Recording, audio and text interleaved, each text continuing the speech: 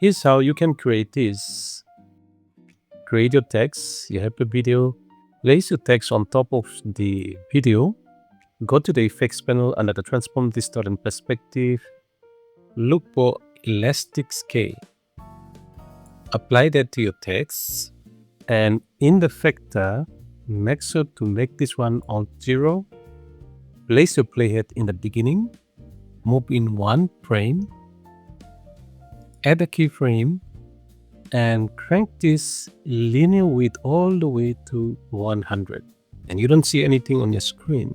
Now, come in some frame where you want the beginning of the text to appear. Add your keyframe and bring back the linear width all the way down to 0. So that's the intro, and the outro will do the same thing. Add a keyframe, move the playhead, add another keyframe, and in the linear width, crank this all the way to 100.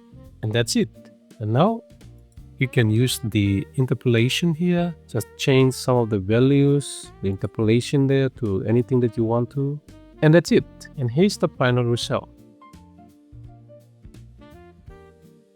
Hope you know how to do this. Thank you for watching.